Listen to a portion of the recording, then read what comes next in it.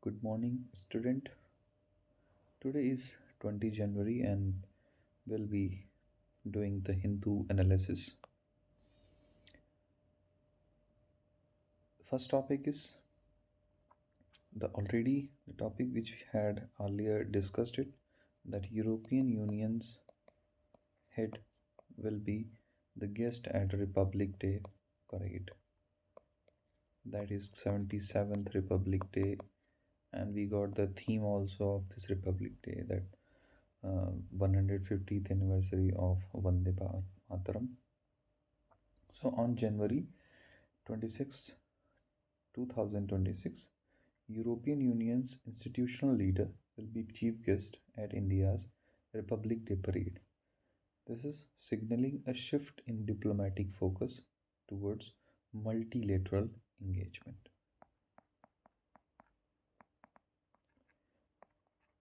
This this article discuss about the increasing India and relation with the UK, relation with other Western powers. Thus, uh, we are finding, the India is finding as a supply chain, as a most diversified supply chain, and thus the tariffs issues of USA, if in case it is not coming to the point, they are searching for the alternatives, and these are the part of India's foreign policy. So, India's diplomatic strategy in 2026 will focus on wide spaces. Wide spaces means, or gaps. These are the, like if we are coming with one country A and we are coming with country B, and the space, the country which are existing in between, we skip. Mainly, we are focusing on those countries where we benefits much or whose has a great influence. But the 2026 strategy of Indian diplomacy is to fill these voids, to fill these gaps. We need to cover these gaps, white spaces which has been already existed. Thus, we are working for coalition to shape rules and deliver global public goods. Recently, the India European Union, which the Ministry of Corporates, Ministry of Industries has, Piyush Goyal has remarked or quoted as a mother of all deals. So, India European trade free trade agreements is a priority, and recently discussion has been going on in order to conclude it. And so, it was assumed that after coming on the Republic Day parade, there could be a talks on European Union's free trade agreement. The European Union seeks to reduce exposure to China and hedge against US unpredictability. Thus, it is balancing both. Here we have the China, where there is a huge, we have the huge balance of payment crisis. That is, there is a export import is much more than export. On other case, in case of USA, there is unpredictability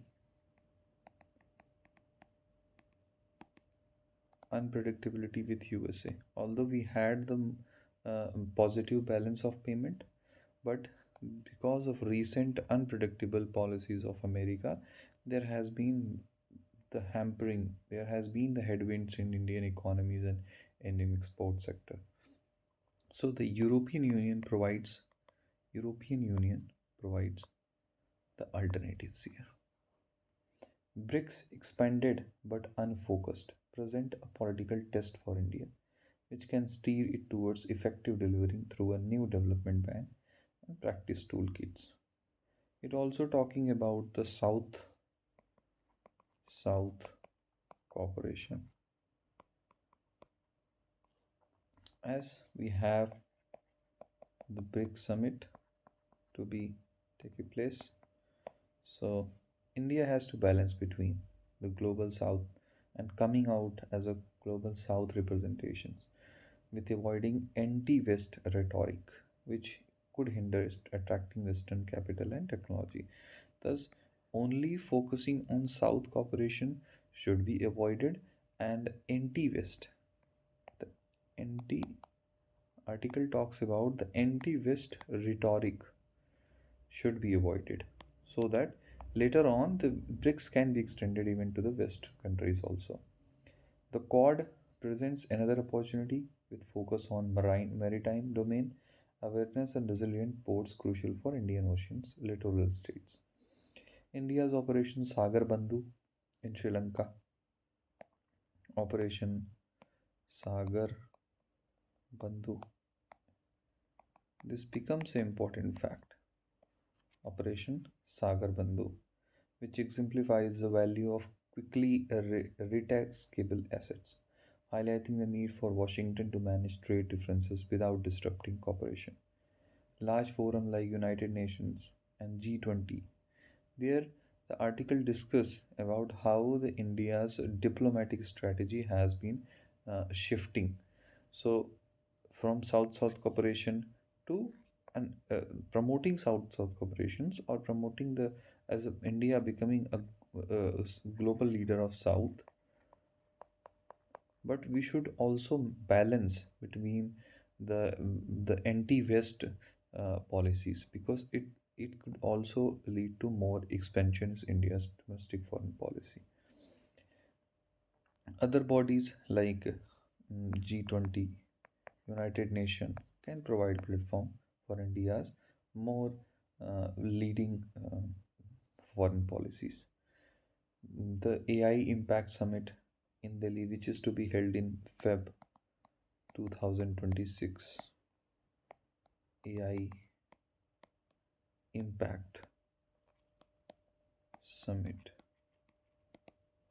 offers India a platform to bridge differences in AI and semiconductor supply, which has been a bottleneck for India from long time. India's diplomatic success in 2026 will depend on effectively utilizing smaller, focused forums rather than relying on large traditional platforms. Thus, these articles suggest how there is a shift in India's foreign policy and how the India's diplomatic strategy taken should be shaped in the coming years. Next topic talks about the Tamil Nadu government has recently introduced Tamil Nadu Assured Pension Scheme. Tamil Nadu Assured Pension Scheme. Although this becomes a state government agenda, but still, if it is given in the newspaper, we should read it. Tamil Nadu Assured Pension Scheme for the government employees, combining feature of old pension scheme and unified pension scheme. This is old pension schemes. There is a unified pension schemes. There was new pension schemes. So we have to get to know about all these things, and please kindly after coming across these keywords, old pension scheme, new pension scheme, unified pension scheme, please refer to the provisions. What are the provisions which makes this a difference from each other? So please go and read somewhere from, even from the Google or even from your static sources, through any materials. But as soon as you are listening to these keywords, please get to know what are these and what are the provision of that to address the demands for better pension security. So Tamil Nadu found out the solution because after because of fiscal burden from old pension schemes, government came up with the NPS, new pension schemes, but there was a loss of security. There was no security of money in that new pension scheme. So there was some amendment made, and thus government came up with the unified pension schemes, where they are combining the provisions of NPS and OPS. And now Tamil Nadu government has came with the TAPS, which combined the provisions of OPS and UPS, old pension scheme. OPS applicable to those who joined before April 1, 2003 is non-contributory and fully funded by the state, allowing pension revision with every pay commission's recommendation and providing dearness allowances and with serving employees. Thus, it talks about the old pension schemes, the employees who joined before, who got their employment, who got inducted into the government job before April 1, 2023.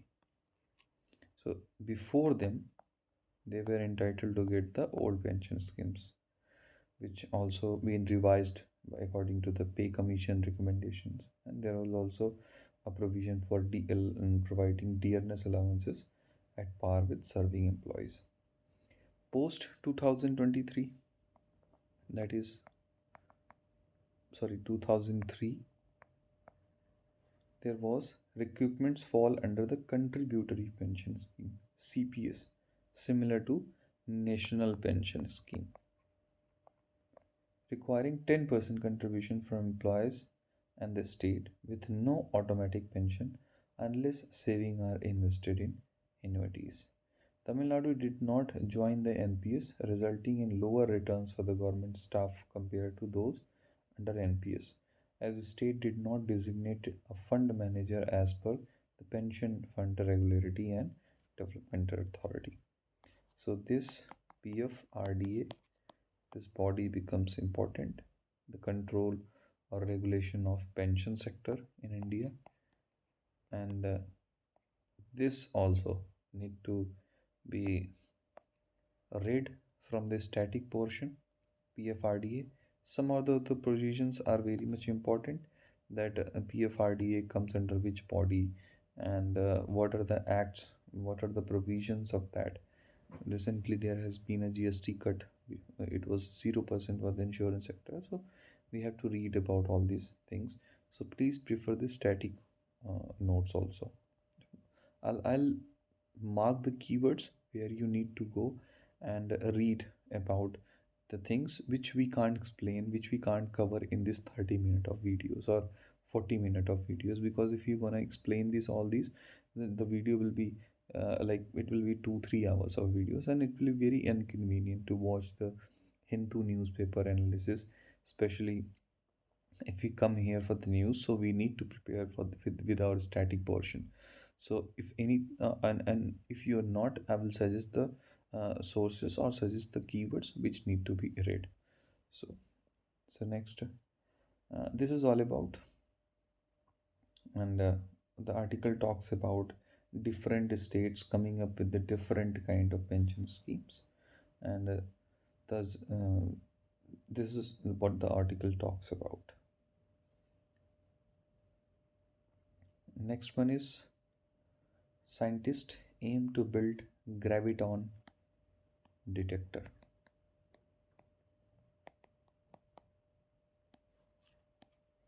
The Stevin Institute of Technology and Yale University are collaborating to build the first experiment designed to detect the individual gravitons, funded by $1.3 million from W.M. Keck Foundation. The experiment will use a cylindrical resonator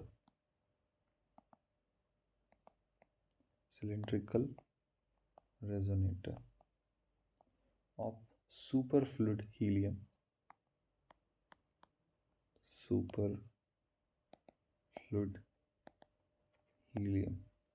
cooled to its quantum ground state.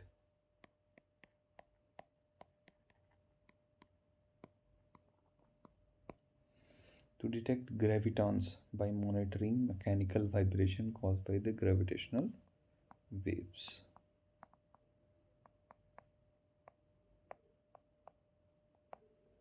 Gravitons. Gravitons, if they exist, could unify general relativity and quantum mechanics.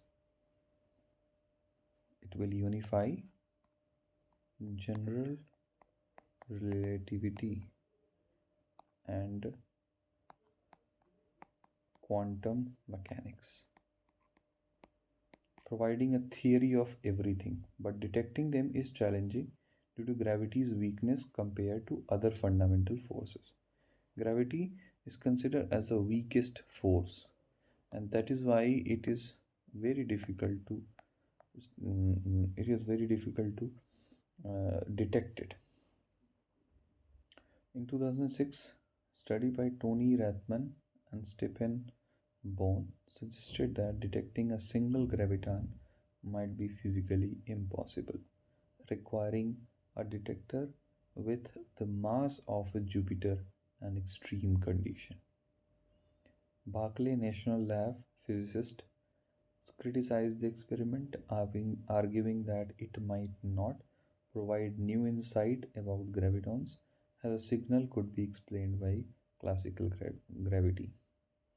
The experiment aims to detect gravitons through energy conservation but cannot rule out all semi classical explanation similar to historical development.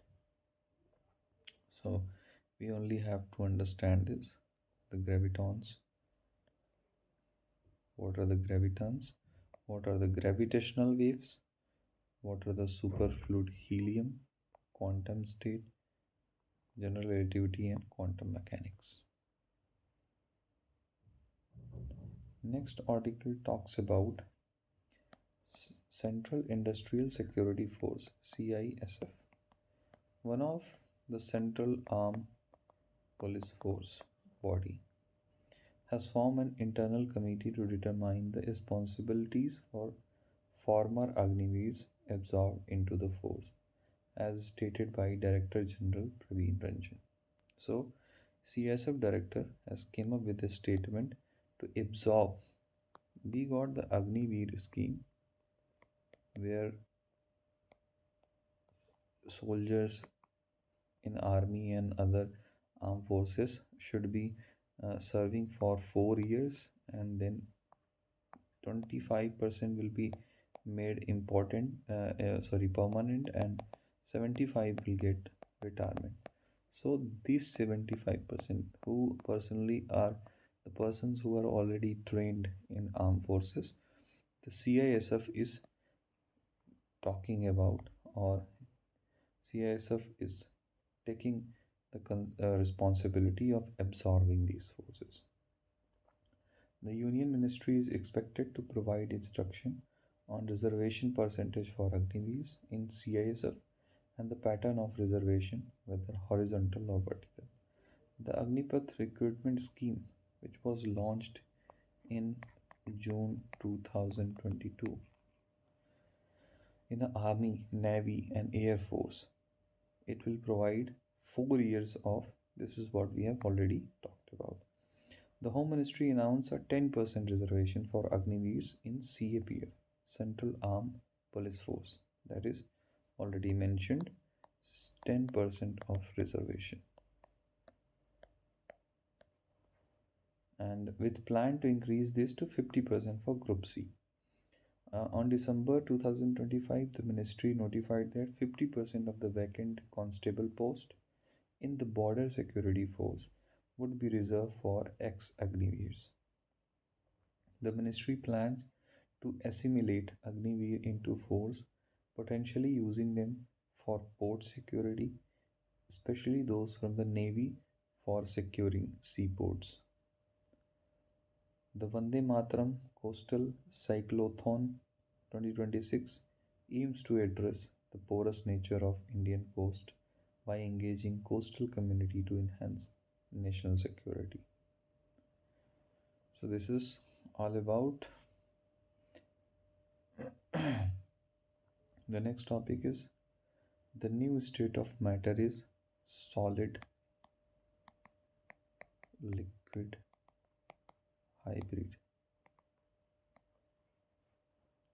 Scientists from University of Nottingham in UK have discovered a new state of matter, solid liquid hybrid. New state of matter discovered. This material exhibits property of both exhibit property of both solid and liquid due to unique atomic structure where different parts of the nanoparticle exist in different states simultaneously. The research focused on the boundary between solid liquid phases at nanoscale using high resolution transmission electrons. microscopy to observe the platinum, palladium, and gold nanoparticles on graphene. The HRTE microscopy,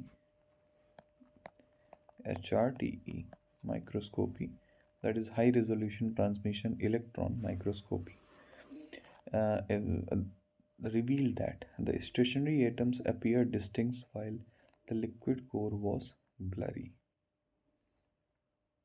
The study suggests that the boundary between solid and liquid phases at nanoscale is less distinct than previously thought. The novel property of nanoparticle is ability to remain liquid at temperature below the normal freezing point, forming a disordered solid when frozen. It will be the most important part is that its application. So its significance in hydrogen electric vehicles and stationary power generation,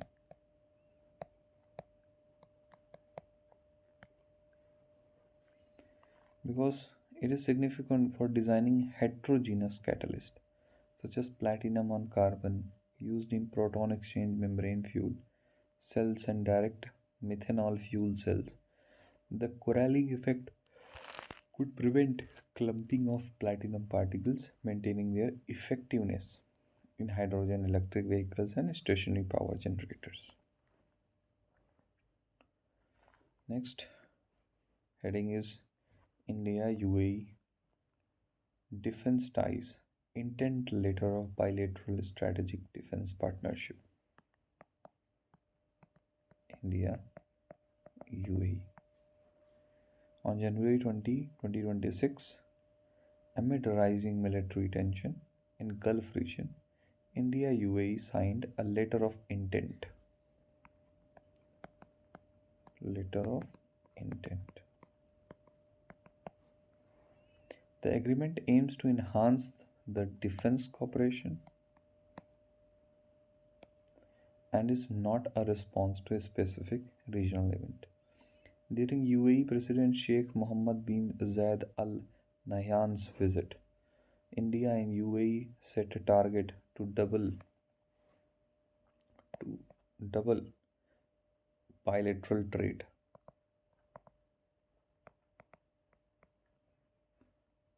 to $200 billion by 2032. This is the target between India and UAE.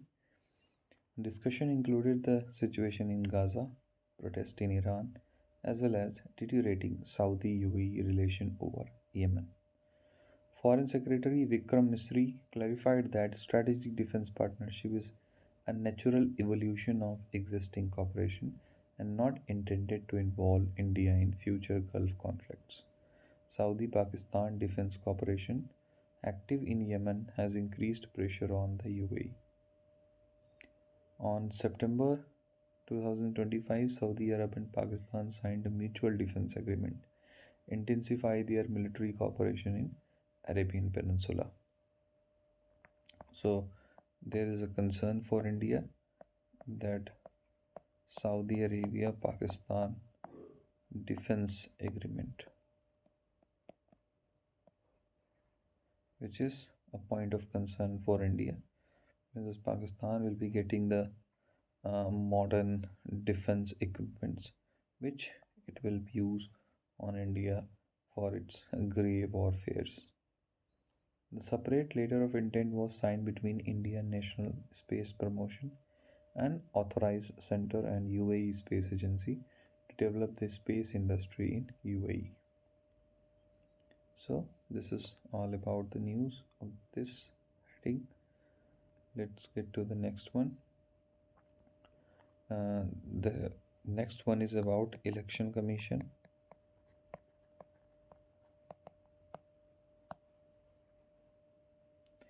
Inaugural Indian International Conference on Democracy and Election Management, IICDEM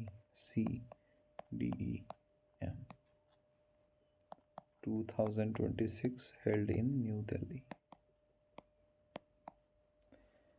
That is India International Conference on Democracy and Election Management, which was held in New Delhi from January 21 to 2020, sorry, January 21 to 23, with around 100 delegates over from 70 countries.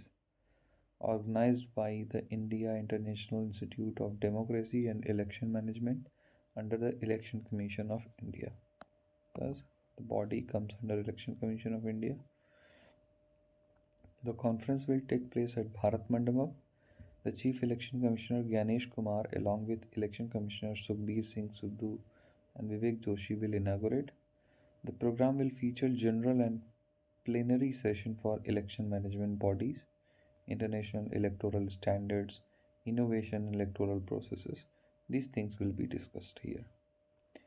The, the topic of discussion will be global electoral issue, international electoral standards, innovation in election process. 36 thematic groups led by CEOs of states and union territories have supported it.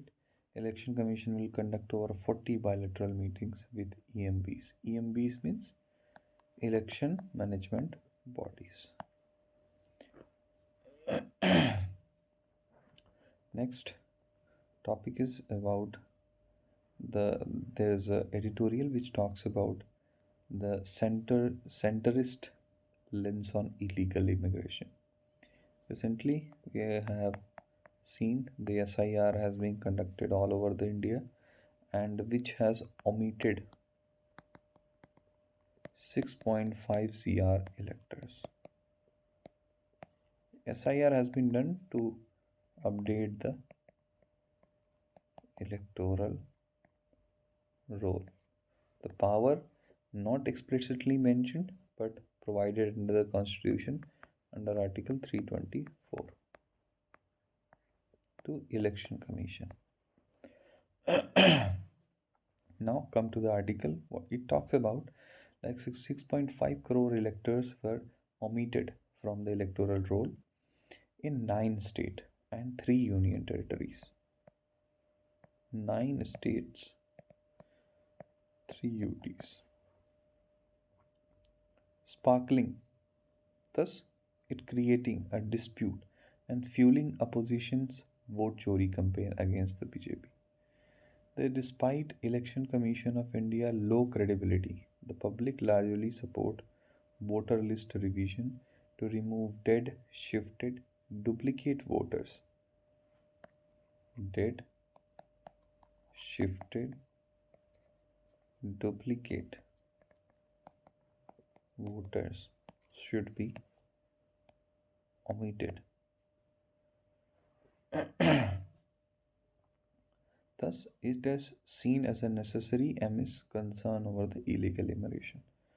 Home Minister Amit Shah comments on infiltrators in West Bengal reflect local apprehensions, while opposition dismissive stance on illegal immigration alienates voters, as seen in the incident involving Bangladeshi nationals intercepted by the Border Security Force.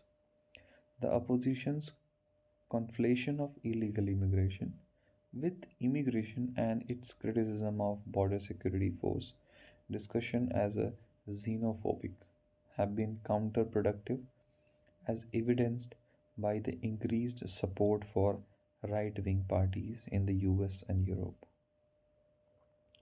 In June 25, report by European Policy Center highlighted that conspiracy theory about population displacement gain traction as they offer a sense of control to individual feelings and powerless.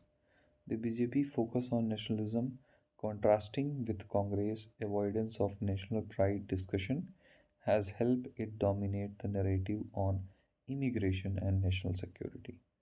In June 25, Parliament passed the Immigration and in June 25, Parliament passed Immigration and Foreigners Bill to regulate foreign entry and stays, how the people stays here. But the opposition walked out instead of engaging in nuanced discussion on immigration complexities. European left wing parties have adapted to public sentiment on immigration, as seen in Denmark's law allowing asylum claims to be processed in partner countries. The Congress' focus on saving democracy overlooks public concern about immigration and indicating a need for centrist politics to address emotive issues and positively engaging with public sentiments. Thus, the article overall talks about the immigration, its checks, and because of immigration, the problem arising in India, and thus asking for approach, balanced approach of BJP's nationalism and complete denial by opposition. Thus, we need to have a balanced, come to more this emotive issues should be more positively engaged with public sentiment.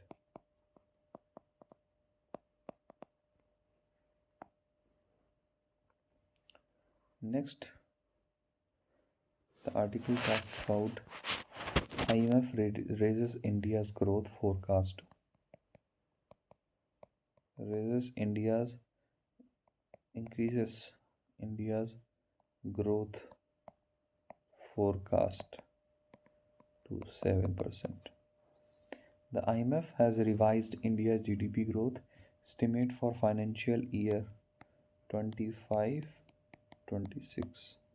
to be growing at 7% due to stronger than expected growth in third quarter and strong momentum in fourth quarter. IMF January 2026 World Economic Outlook update indicates that India's growth is expected to moderate to 6.4% in 2026 and 2027. Thus, the one information becomes important: economic outlook, world economic outlook report, which has been brought up by IMF. IMF growth prediction for India is slightly lower than the Union government forecast for 7.4%. So this is the prediction of 7% made by IMF, and the government of India projected growth of by 7.4%. There is the globally the IMF project economic growth to remain resilient at 3.3% and 3.2% in 2027. So global predictions are 3.3% to 3.2% in 2026-27.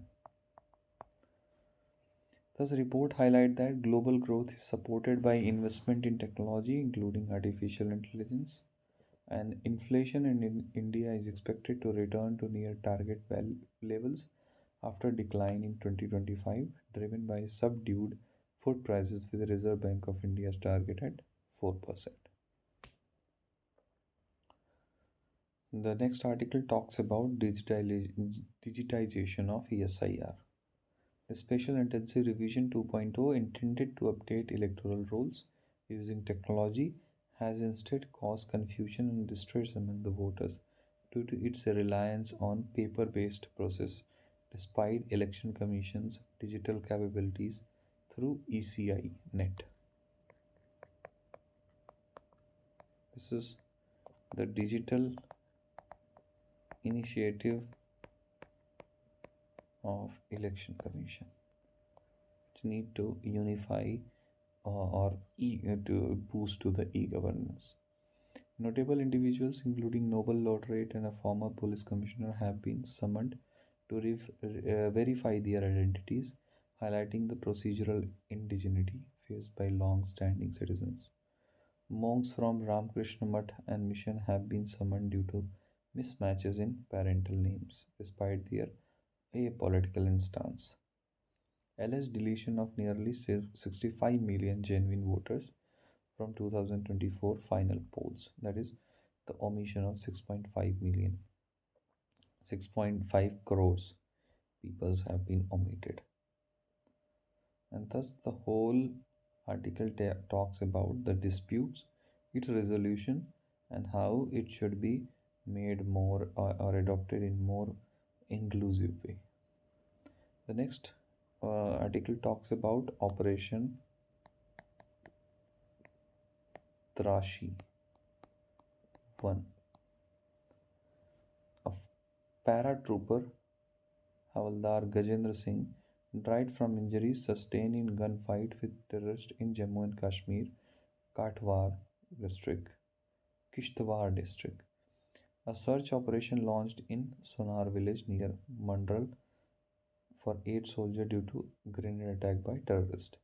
Operation Trashi is conducted by White Knight Corps continues in Chatru with expanded search operation and tightened cordon to prevent terrorist escape. Thus, this is a terrorist catching operation, especially in Jammu and Kashmir region. Operation Trashi. Security forces included the police, CRPF, and other mm, soldiers which are indulged in sniper and dogs and drones, etc., has been used. It is the 2 or 3 terrorists allegedly linked to Jaish-e-Mohammed are suspected to be hiding in this area. The next topic talks about the rural employment law. The Union Ministry Shivraj Singh Chauhan accused the Congress of spreading misinformation about the G Ramji bill that is going to replace the Manrega bill. G Ram G Viksit Bharat G Ramji bill or act, it became act already, replaces Manrega act.